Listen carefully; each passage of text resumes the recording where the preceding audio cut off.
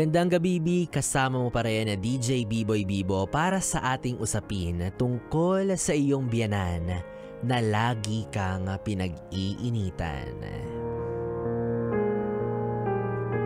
O alam mo na, ito yung safe space mo para okrayin ulit yung biyanan mo kahit man lang sa isip mo lang, diba? Makabawi-bawi man lang. Charot. Alam mo, Bibi, yes, pre na. Yung ganyang sitwasyon, depende rin kasi yan minsan sa partner mo eh. Kung alam niya kung paano kaibida at ipresenta ng tama sa mga magulang niya, edi sana wala kang problema. Edi sana hindi ka nagpapanggap na santa-santita kapag kaharap mo sila, di ba? Aminin mo na, medyo may pagkaano ka nga rin talaga minsan, Bibi. Medyo may pagkamaldita, maanga, siga, ganyan. Kaya medyo yung biyanan mo medyo off sa'yo. Di ba? Minsan, Bibi, siguro i-tone down mo lang din.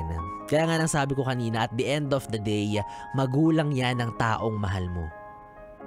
Kumbaga nauna silang nagmahal, nag-aruga at kumalinga sa taong minamahal mo ngayon. Na hindi mo magugustuhan yung taong yan kung hindi yan napalaki ng tama ng mga magulang niya. Kahit man lang doon, di ba? Makita mo yung purpose ng mga taong yan sa buhay ng taong mahal mo. Na hindi niya basta-basta pwedeng talikuran ng ganun-ganun na lang.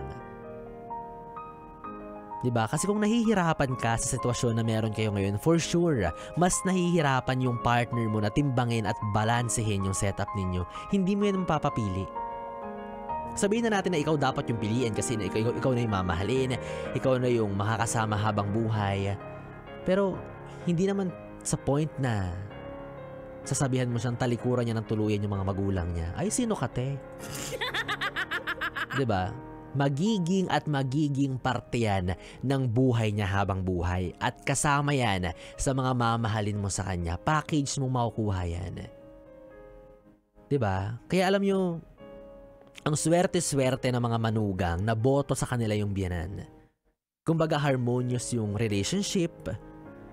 Diba ang turingan nila is magnanay o magtatay talaga. Yan, diba ang sarap-sarap nilang tignan. Lalo na kung ikaw yung partner, diba? Tapos nakikita mo yung asawa mo, jowa mo is nakakamingle or nakakamabutihan yung magulang mo. Sobrang sarap sa feeling. Na wala kang kailangang awatin na malapit na mag-sparring, ganyan. Namuntik na mag-boxing. Diba? Kasi maganda lang yung relasyon nila. Kumbaga, naibida mo, naipresenta mo ng tama, naipakilala mo ng maayos yung partner mo sa mga magulang mo. And that's the reward. Yung makita sila na okay sila sa isa't isa. Kasi ganoon naman talaga dapat, diba? Sadyang nagkaroon lang tayo ng negative connotation na ang mga mother-in-law ay minsan monster-in-law. Diba? Huwag niyo tuturo sa mga apo nila yan. Utang na loob, baka naman sabihin mo sa mga anak mo, that's not lola, that's impokrita.